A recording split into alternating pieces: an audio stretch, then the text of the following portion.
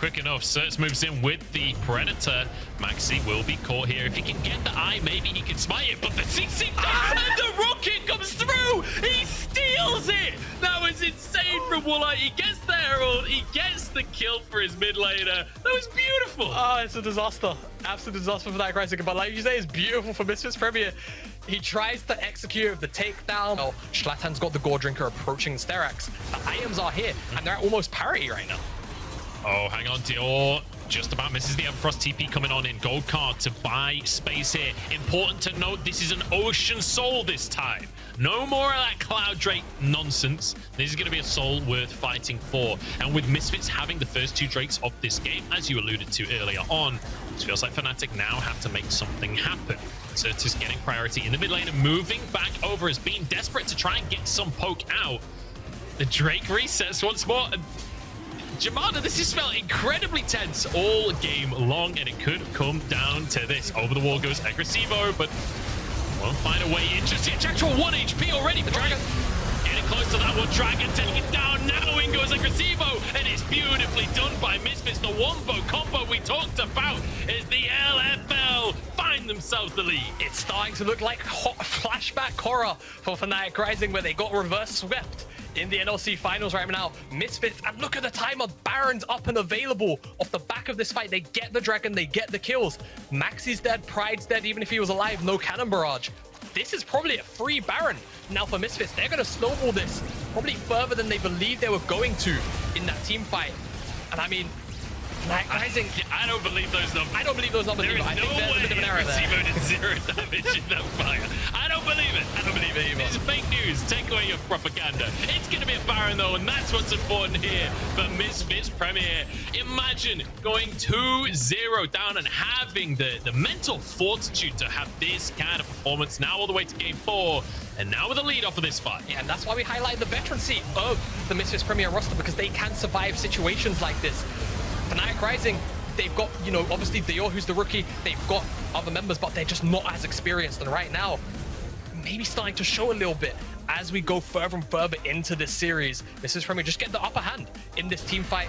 Pride blown up. And quite frankly, as soon as Pride's gone, there's no more consistent barrels to follow through. And of course, the ultimate as well from Kennen just breaks apart the fight from Fnatic Rising. They can't play this kite back style because they just get immediately just routed.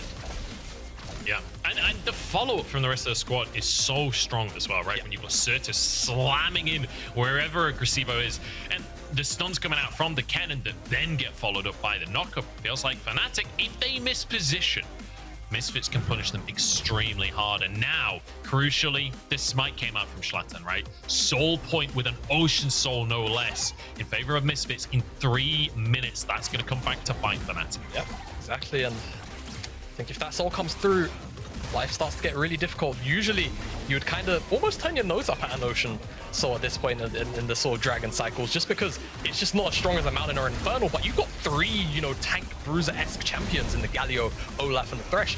That's going to actually provide a whole bunch of value, and it means Fnatic Rising, they're going to have to start buying anti-heal things of that nature too. It all starts to add up in that gold deficit. On top of that as well, like, you're against a poke composition ultimately. You're against a Gangplank and Nidalee and Ezreal. Like, having Ocean Drakes, that feels pretty good to me. Exactly. So they lose that Ocean Soul, Fnatic Rising, they're already in a hole, right? And just in terms of pressure, in terms of the state of the game right now of this Baron, in all fairness, holding off the Baron buff quite well, but they lose that soul, that's a permanent buff. That's something that you've got to deal with until this game is over. You just can't really risk giving it up. Yeah. And I think I want to highlight something about Misfits here. Is this siege is going to continue for the next hour or two. As I say that, Schlatan actually is just going to go for a dive instead. Picks up his axe, throws it forward. The rocket goes through. These combos are gorgeous as Warlight is shredding Fnatic before our very eyes. Certus underneath the tower. Pride hits here, but will walk away with his life. Pride gets some barrels in. Health bars are low for Misfits, but Warlight is still going strong. He's the only one that matters. And Aggressivo hasn't even used the Slicing Maelstrom yet. Misfits have blown this game open. We talk about them as this fast, aggressive squad, but when it comes to the macro game, that's where they truly shine. Especially when they've got these gold leads, and this is exactly what they've managed to find for themselves. I mean, granted, they found it off the back of a neutral game, to be honest with you, but quite frankly, now that they've actually got the lead, at a time like this is where Misfits are most comfortable. This is where Misfits start to thrive, and we're seeing it, you know, fight by fight, skirmish by skirmish. Light just gets to open fire on the carries of Fnatic Rising, and the inhibitor's gone now. All of a sudden, Misfits only really have to worry about 2 lanes, but I mean, with the Dragon spawning in just under a minute, they're pretty comfortable having that bottom lane inhib open, because if they win a fight on that side of the map, they could damn well end the game. And replays on our screens, it's just a bunch of poke damage that initially just comes down. Schlatan then also on the just ghosts in. He just ghosts in, walks in, finds the first undertow, finds the second, and then Rocket executes. Simple as that. Flash forward as well. Simple as from the Misfits carry. And now, Ocean 30 seconds. Yeah, Misfits in prime position. They've got control of the river, and Fnatic have to face check in. This is not what you want to be doing. As a poke composition, you want to have control, and they want to come to you. This is not ideal for Fnatic, and Jack Troll moving in to try and get vision on the enemy team. Bean going to be slowed down. Whoa! The damage out from Woolite on those autos. That was half of his health on an auto attack. Bean has to heal up. He's going to get it from Maxi. But I mean, solo Rocket is... Oh, he's almost dead! Woolite is having the game of his tournament right here, absolutely annihilating Bean, and that's going to force everyone away from Fnatic. That should be Ocean Soul for the side of Misfits Premier.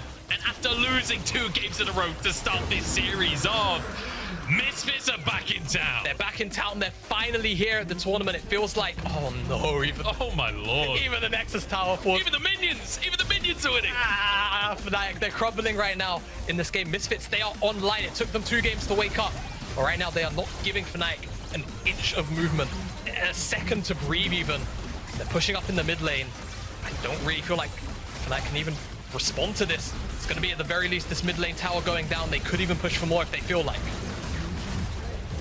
I'm not gonna lie, I'm regretting putting on the jersey at this point, Shavana.